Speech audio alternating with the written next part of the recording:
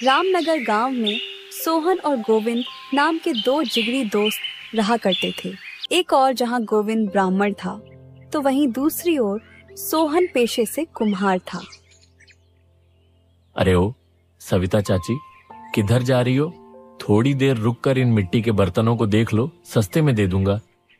अरे नहीं भैया, मेरा दिमाग खराब है क्या जो इन मिट्टी के बर्तनों को खरीदूंगी जो पल भर में टूट जाए। मुझे अपना नुकसान थोड़ी ना करवाना है। कैसी बात करती हो सविता चाची, जरा एक नजर रुककर देख तो लो, कितने प्यारे बर्तन हैं। ले लो, कह तो रहा हूँ बड़े सस्ते में दे दूंगा। अगर ऐसी बात है तो मुफ्त में ही दे दो ना, पैसे क्यों लेने। चाची एक बार रुककर मेरी बात तो सुन लो। लेकिन सविता सोहन की बातों को अनसुना कर चली जाती है और बेचारा सोहन ग्राहक के इंतजार में बस बैठा ही रह जाता है और रोज की तरह हताश होकर अपने घर लौट जाता है। मेरी सारी सहेलियों के पति भर भर के पैसा लाते हैं जिससे वो लोग हर रोज नए नए कपड़े और गहने बनवाते हैं, लेकिन एक मुझे ही देख लो, खाने तक को आफत है। तो इसमें मैं क्या करूं? रोज इतनी मेहनत करता हूं, नए नए बर्तन गढ़ता रहता हूं। अब अगर ग्राहक ही नहीं आते तो इसमें मैं क्या करूं? तुम कुछ मत करो, बस हाथ में हाथ धरे बैठे रहो, तुमसे कुछ ना हो पाएगा। अब मुझे ही कुछ करना होगा। उधर पेशे से पंडित गोविंद अपने जजमान के यहाँ बैठा हुआ था। क्या महाराज, सुबह से शाम तक हमने आपके यहाँ पर यज्ञ हवन करवाया है, कम से कम दान पुण्य तो दिल खोलकर दिया कीजिए। अरे पंडित जी, क्या बताएं, बड़े कष्ट में है आजकल। बस ये समझ लीजिए बड़ी ही मुश्किल से गुजर बसर हो पाता है। अब ऐसे में क्या ही दे। जजमान की बातें सुन गोविंद चुपचाप अपना झोला उठाए मन ही मन बड़बड़ाते हुए अपने घर को चल देता है। अजीब लोग हैं, चाहे कितनी भी धन दौलत हो, लेकिन जब ब्राह्मण को दान दक्षिणा देने की बारी आती है तो जेब से फूटी कोड़ी भी नहीं निकलती। इनसे हालत ऐसी हो गई है कि दिन गुजारना भी मुश्किल हो गया है। अब तो चिंता सताने लगी है। इस पंडिताई से 2 वक्त की रोटी का जुगाड़ भी नहीं हो पाता। समझ में नहीं आता क्या करूं। अपने जीवन से परेशान दोनों अपने अपने घर को लौट जाते हैं। हाँ हाँ, क्यों नहीं, बड़ी मेहरबानी होगी तुम्हारी। ठीक है, अब ज्यादा ताना मारने की जरूरत नहीं है। मेरी एक सहेली के घर पूजा है, इसलिए उसके यहाँ से 10 घड़ों की मांग आई है। घड़ों में नक्काशी ऐसी करना कि लोग देखते रह जाए और हमें और भी ज्यादा ग्राहक मिले, समझे? और फिर सोहन दिन रात एक करके काम में जुट जाता है और बड़े ही सुंदर सुंदर घड़े बनाने लग जाता है। एक दिन सोहन अपनी दुकान पर बैठा ही था कि तभी कामिनी की सहेली का बेटा सोनू वहाँ आता है। सोहन चाचा, ओ सोहन चाचा। क्या बात है सोनू, अभी तो एक दिन बाकी है ना, तो तुम इतनी जल्दी घड़े लेने कैसे आ गए? क्या बात है, और घड़े बनवाने हैं क्या? अरे नहीं चाचा, वो माँ ने कहने भेजा है कि जो पूजा हमारे घर होने वाली थी ना, वो कुछ दिनों के लिए टल गई है, इसीलिए अब घड़ों की जरूरत नहीं पड़ेगी। यह सुनकर सोहन के होश उड़ जाते हैं और वो गुस्से में बोलता है, क्या ये तुम क्या कह रहे हो? ऐसा कैसे हो सकता है? और तो और मैंने जो इतनी मेहनत से इतने सारे घड़े बनाए हैं, उसका क्या? उनका क्या करूंगा मैं? वह सब मैं नहीं जानता चाचा, इसके बारे में मैंने सब चाची जी को बता दिया है। अब आप चाहो तो उनसे पूछ लेना। और फिर सोनू वहाँ से चला जाता है। हे भगवान, अब इतने सारे घड़ों का मैं क्या करूं? पता नहीं ऐसा मेरे साथ ही क्यों होता है। अगर यही हाल रहा तो 2 वक्त की रोटी का भी इंतजाम करना मुश्किल हो जाएगा।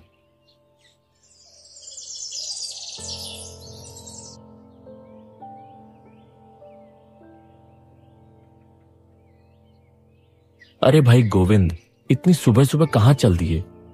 और कहाँ जाऊंगा भाई सोहन, बस एक जजमान के यहाँ पूजा करवानी है तो बस वहीं जा रहा हूँ। और तुम बताओ, तुम किधर चले इतनी भोर को ही? वो दरअसल एक दुकान से कई सारे घड़ों की मांग आई है, बस उसे ही तैयार कर रहा हूं। थोड़ा सा काम और रह गया है, इसलिए सोचा आज जल्दी दुकान खोलकर बाकी का काम पूरा कर लूं।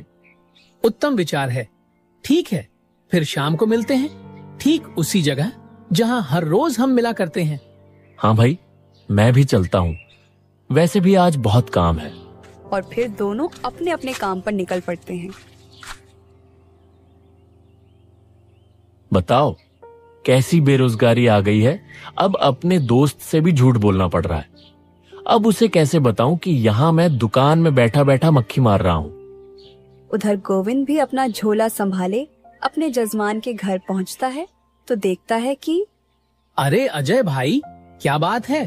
घर बड़ा सुना सुना लग रहा है। अभी तक पूजा की तैयारी शुरू नहीं हुई क्या? क्यों मजाक कर रहे हैं पंडित जी, जैसा कि आपको कुछ पता ही नहीं। मैं कुछ समझा नहीं, आपके कहने का क्या तात्पर्य है? पंडित जी, हमने आपको पूजा के लिए कल बुलाया था और आप आज आ रहे हो। क्या कल? वो आपने तो लेकिन आज का समय दिया था ना। क्या पंडित जी, क्यों मजाक कर रहे हो? एक तो कल आप आए नहीं, जिसके कारण हमें कितनी परेशानी हुई बाद में। फिर हमने पड़ोस के गांव से एक पंडित को बुलवाया और पूजा कराई, वरना आपने तो हमें अच्छा धोखा दिया। अरे मगर वह अजय बिना गोविंद की बातें सुने वहां से चला जाता है और बेचारा गोविंद उदास हो वहां से अपने घर को लौट आता है।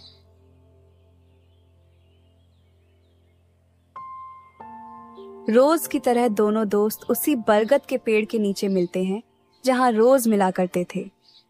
और भाई गोविंद, आज की पूजा कैसी रही? तुम्हें तो अच्छे खासे पैसे मिले होंगे जजमान से। हाँ भाई, आज तो मजा ही आ गया। खाने को ढेर सारे स्वादिष्ट भोजन मिले और दक्षिणा में बहुत सारा धन मिला। तुम अपना सुनाओ, तुम्हारे घड़ों का क्या हुआ? तुम्हें भी तो इतने सारे घड़े बनाने के लिए अच्छे खासे पैसे मिले होंगे।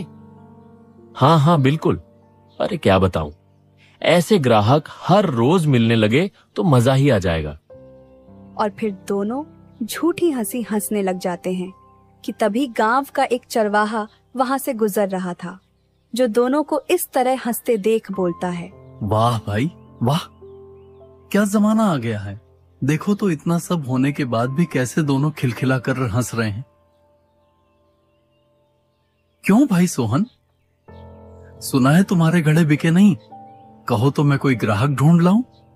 क्या बस 2-4 घड़े मुझे भी मुफ्त में दे देना? चरवाहे की बातें सुनकर गोविंद चौंक जाता है। क्या यह तुम क्या कह रहे हो सोहन? क्या सच में? लेकिन अभी अभी तो तुम कह रहे थे कि। अरे भैया गोविंद छोड़ो, ये बताओ कि तुम्हें इतनी हंसी क्यों आ रही है? मैंने तो सुना है कि तुम्हारे जजमान ने तुम्हारी जगह पर किसी और पंडित को बुला लिया था। अरे अरे अरे रे, ये तो बहुत गलत हुआ तुम दोनों के साथ भैया। इतना सब कहकर चरवाहा तो वहां से चला जाता है, लेकिन सोहन और गोविंद एक दूसरे से नजर नहीं मिला पा रहे थे। अगली सुबह फिर से दोनों गांव के चौराहे पर मिल जाते हैं। कहाँ चले इतनी सुबह सुबह? अब तुमसे क्या छुपाऊं गोविंद, काम धंधा आजकल बड़ा मंदा चल रहा है। ऊपर से इतने सारे घड़ों का नुकसान हो गया, समझ नहीं आ रहा कि क्या करूं। अब तो दाना पानी पर भी आफत आन पड़ी है। मेरा हाल भी कुछ ऐसे ही है दोस्त। अब इस पंडिताई में कुछ रहा ही नहीं है। बस यह समझ लो कि बड़ी तकलीफ में जिंदगी गुजार रहा हूँ। कि तभी गोविंद के दिमाग में एक तरकीब आती है और वह सोहन से कहता है, वैसे काम तो मेरे पास भी कुछ नहीं है, लेकिन एक तरकीब है जिससे हम दोनों को काम भी मिल जाएगा और एक दूसरे का सहारा भी हो जाएंगे। अच्छा, वो क्या गोविंद? देख भाई, यह तो सच है कि तुम्हारे हाथों में हुनर बहुत है, लेकिन फिर भी तुम्हारी दुकान में कोई आता नहीं है, तो क्यों ना? मैं कुछ समझा नहीं, तुम्हारे कहने का मतलब क्या है? मेरे कहने का मतलब है कि क्यों ना तुम घड़े बनाओ और हम दोनों गांव गांव जाकर उन घड़ों को बेचे। जो भी मुनाफा होगा उसमें तुम अपना फायदा रखकर मुझे भी कुछ राशि दे दिया करना। भाई बात तो तुमने बहुत फायदे वाली की है। अगर हम दोनों दोस्त मिलकर काम करें तो इसमें हम दोनों का अच्छा खासा मुनाफा हो सकता है। और फिर अगले दिन से दोनों एक ठेले में बहुत सारे घड़े रखकर आस पड़ोस के गांव में बेचने के लिए निकल पड़ते हैं।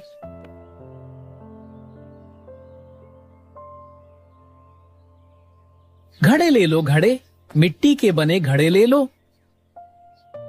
ओ घड़े वाले भैया, ये कितने में दिए घड़े? ले लो बहन जी, 4 आने का एक घड़ा है। अरे बाप रे, इतना महंगा, मुझे नहीं चाहिए तुम्हारे घड़े। कि तभी गोविंद कहता है, माता जी, यह घड़ा गंगा की मिट्टी का बना है, जो गर्मी के दिनों में भी आपको शुद्ध पानी देगा। अब आप ही सोच लो कि सौदा फायदे का है या नुकसान का। अच्छा भला तुम्हें कैसे पता कि यह घड़ा शुद्ध पानी देगा? बहन जी, ब्राह्मण हूँ, शुद्धता की परख मुझसे ज्यादा और किसको पता होगी। गोविंद की बातों से वो महिला बहुत ही ज्यादा प्रभावित हो जाती है और आखिरकार वह एक घड़ा खरीद ही लेती है। उसको घड़ा खरीदता देखकर गांव के बाकी सारे लोग भी एक एक करके सारे घड़े खरीद लेते हैं और इस तरह से सोहरक के सारे घड़े एक ही दिन में बिक जाते हैं।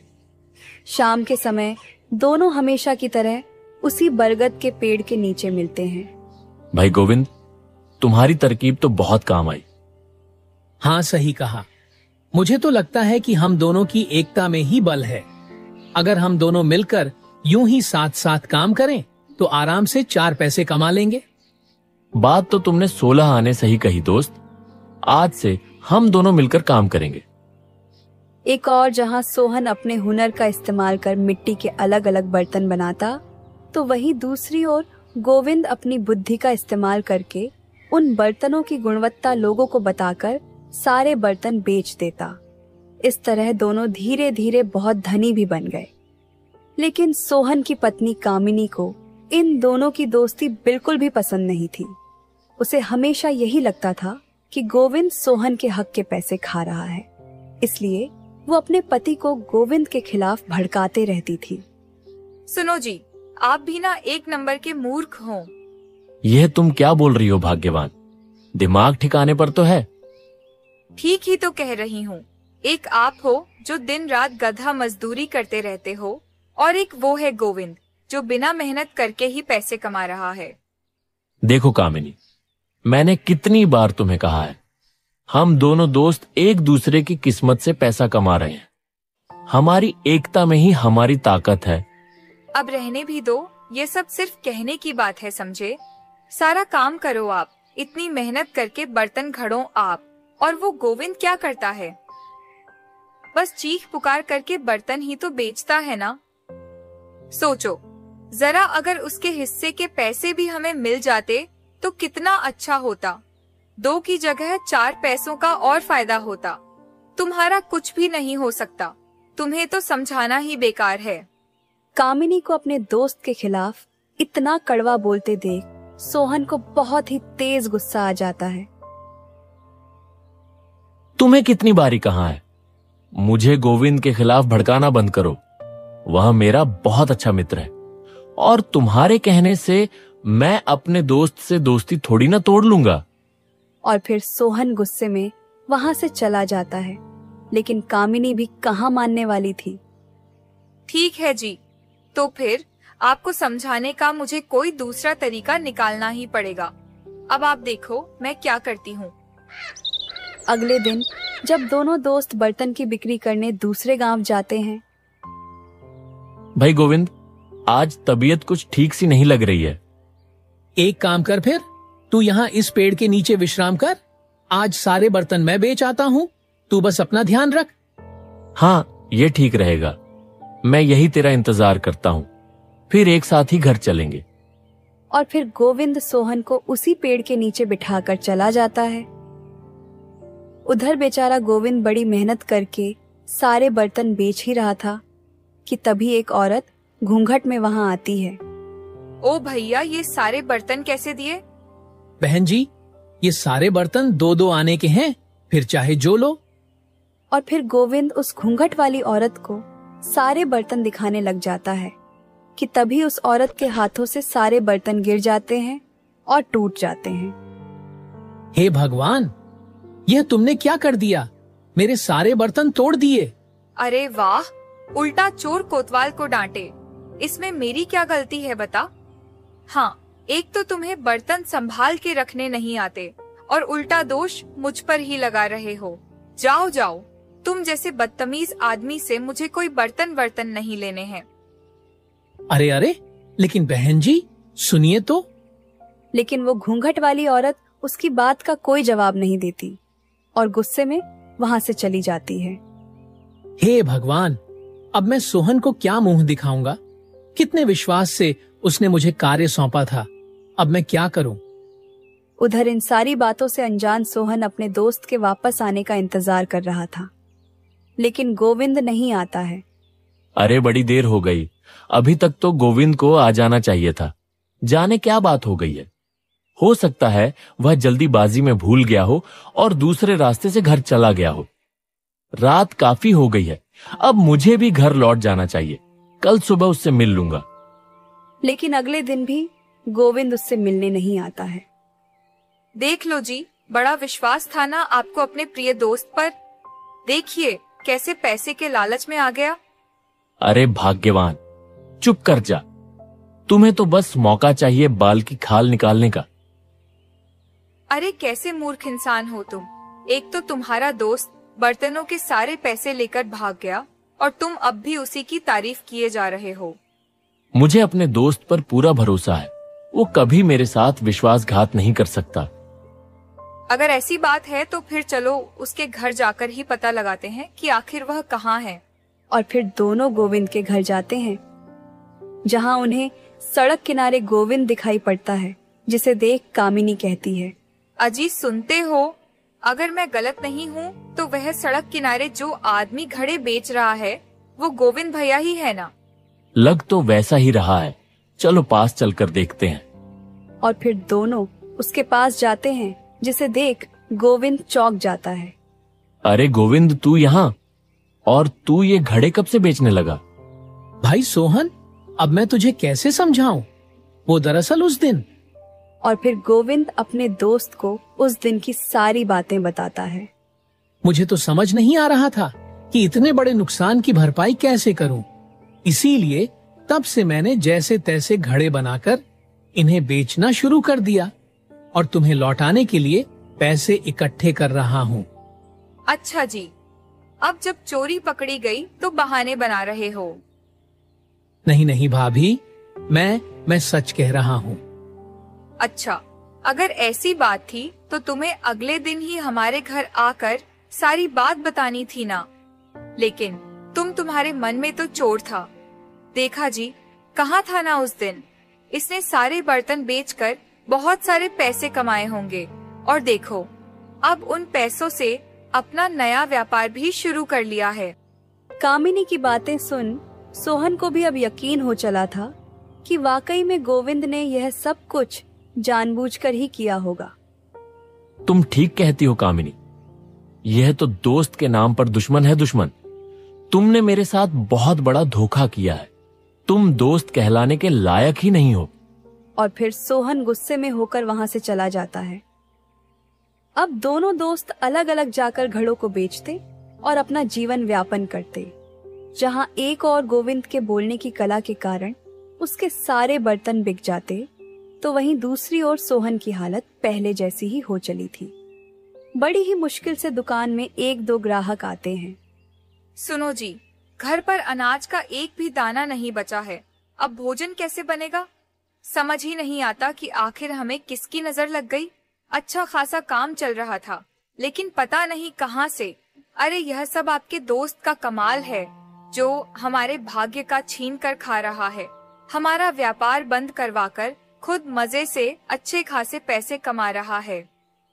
तुम सही कह रही हो, मैंने ही उसे पहचानने में बहुत बड़ी गलती कर दी। ऐसे ही दिन बीतते चले गए, जहां एक और गोविंद आर्थिक रूप से तरक्की करता चला जा रहा था, तो वहीं दूसरी ओर सोहन काम धंधा ना चलने के कारण गरीब होता चला जा रहा था। इसी बीच रामनगर के राजा उदय प्रताप ने एक घोषणा करवाई जिसकी चर्चा पूरे गांव में हो रही थी। अरे भाई मोहन, तुमने कुछ सुना है क्या? नहीं भाई, जरा मुझे भी बताओ भाई, ऐसी भी क्या बात हो गई है? अरे महाराज ने घोषणा करवाई है कि इस साल के महोत्सव में एक बहुत बड़ा कार्यक्रम रखा जाएगा जिसमें राज्य के अलग अलग लोग हिस्सा लेने वाले हैं। और सुना है सभी को अपना अपना हुनर दिखाने का मौका मिलेगा, जिसमें से एक विजेता घोषित किया जाएगा और विजेता को साल भर का अनाज और ढेर सारा धन उपहार स्वरूप दिया जाएगा।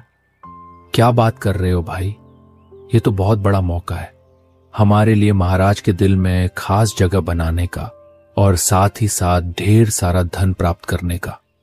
पर तू यह तो बता, तुझ में ऐसा क्या हुनर है जो तू महाराज के सामने दिखाने वाला है? अरे हाँ भाई, ये तो मैंने सोचा ही नहीं, लेकिन मैंने तो सोच लिया है महाराज के लिए एक बहुत सुंदर सा कुर्ता अपने हाथों से सिल कर ले जाऊंगा, जिसे देखकर महाराज मेरे हाथों की सिलाई कढ़ाई की तारीफ किए बिना रह नहीं पाएंगे। और देखना, इनाम की राशि मुझे ही मिलेगी। अच्छा, तुम शायद भूल रहे हो, सोहन के हाथों के घड़े कितने सुंदर होते हैं। अगर उसने भी इस कार्यक्रम में हिस्सा ले लिया ना, तो पक्का ये इनाम उसे ही मिलेगा। ऐसा कुछ नहीं होगा, वो सोहन बिना गोविंद के कुछ नहीं कर सकता। और वैसे भी सुना है दोनों का झगड़ा हो चुका है, तो इस इनाम का हकदार तो मैं ही हुआ ना।